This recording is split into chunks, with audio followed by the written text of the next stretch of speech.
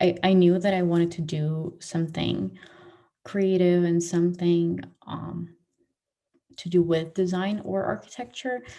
And knowing that there's so many options of majors, especially abroad, I couldn't decide what exactly I wanted to do. And after like learning how architecture is so widespread and open and like mm, it just like captures every field, it made me very interested in the topic because I realized that if I study architecture, I'm going to have some kind of background or even like beginner's knowledge in any field, and I can continue with what I like more. Funny enough, architecture wasn't originally my first major.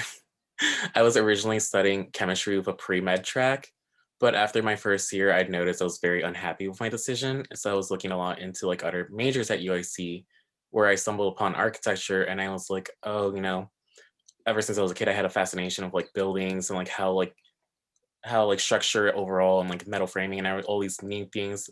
And I had a weird fascination a lot with like building blocks and like Legos. I think like a lot of people do, but that sparked a new like joy in me, kind of like looking into the programming. And I wasn't originally like sold on the idea until I actually visited our year-end show at the UIC at the school. And then I was looking at the projects and I was like, this is something I could really do. It seems fun and like it's creative, it's like it's hands-on, it's digital, and it's like you get to like you have a lot of like creative freedom with it. It's not something you just have like a rule, like you technically have a rule book, but it's like you're able to like push the limit in that envelope with those rules and create something new. At first, I thought it was simply like a good marriage between like the arts and practical application. That's, I think, what most people go into it thinking it is. But after nearly like 4 years of studying it, the thing that I've come to appreciate the most about it is like the breadth of knowledge that it covers. So I've ended up learning like anthropology and bits of fine arts and bits of engineering. So I think it's a really good field for people who are just perpetually curious about different fields. So when I was younger, I used to love drawing. I used to love creating, designing, and just like on a very surface level. Just you're a little kid, you just like to draw random things, whether it's a tree that looks like a lollipop or just like a line that's a worm. Like I just enjoyed drawing. And eventually I thought, okay, like I draw, I like to do math, I'll try engineering.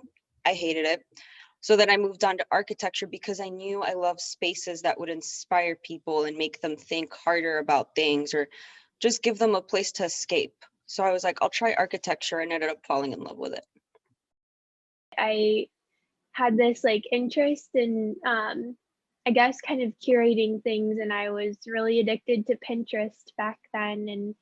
And I um, just kind of figured that if I went into something like architecture, there was like that side of me that really liked the more creative things or kind of observing things in the outside world. Because I also like cooking and traveling and writing. And so I thought like architecture caters to a lot of those interests, and it has this really kind of like strong backing of education in like somewhat math and sciences, and also just in like um, theory and stuff like that. So I think it was a really good hybrid of things that I liked and things that I felt like were a little bit more realistic for me.